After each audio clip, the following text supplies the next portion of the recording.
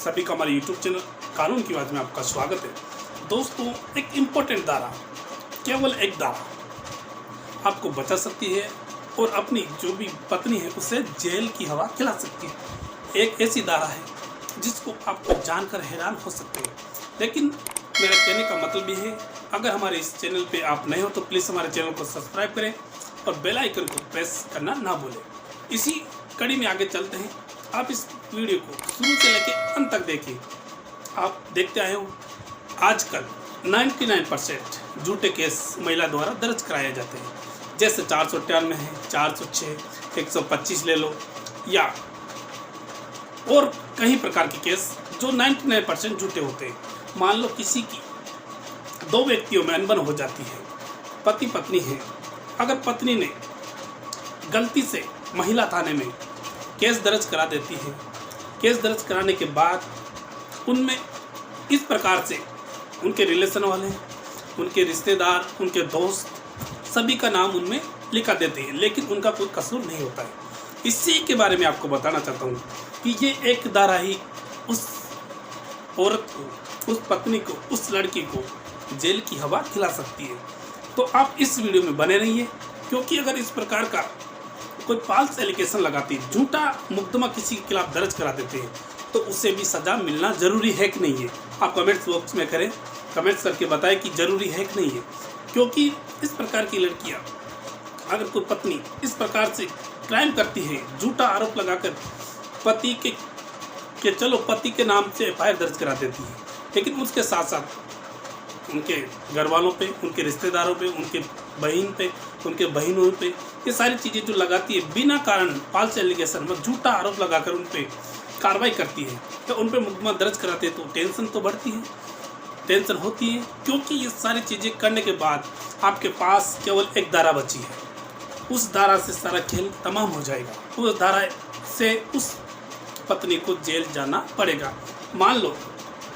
उस औरत ने, उस पत्नी ने झूठा एलिगेशन लगाया है, झूठी धारा दर्ज कराई, तो मान लो पति के को सच्चाई हो कि पति ने उसके साथ ऐसा किया हो, लेकिन जो दूसरे व्यक्ति है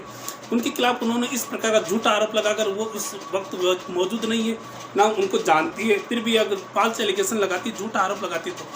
अगर झूठा आरोप में वो उस मुकदमे से बाहर हो जाते हैं, या उस मुकदमे में उनका कोई आरोप, कोई मतलब नहीं है, तो वो बरी होने के बाद या झूठा आरोप लगाने के बाद, अगर उस मुकदमे में तफ्तीश होने के बाद उनका कोई नाम तक नहीं आता या झूठा आरोप लगाते, तो वह एक धारा है, भारतीय दंड संहिता की धारा 211 IPC। इसमें स्पष्ट कहा गया है, अगर कोई लड़की या कोई भी व्यक्ति फॉल्स एलिगेशन लगाना, झूठा आरोप लगाती है, तो 211 IPC में स्पष्ट कहा गया है, कोई भी व्यक्ति किसी भी व्यक्ति पर झूठा आरोप या उसे नुकसान या क्षति पहुंचाने की कोशिश करता है, तो उस व्यक्ति को 2 वर्ष की सज़ा हो सकती है। मान लो इसी प्रकार अगर उसने झूठा आरोप में किसी व्यक्ति को जेल भेज दिया जाता है, जिसे 7 साल की सज़ा का प्रावधान हो, आजीवन कारावास का सज़ा, लेकिन उसमें वो बरी हो जाता है, तो वह व्यक्ति उस लड़की के खिलाफ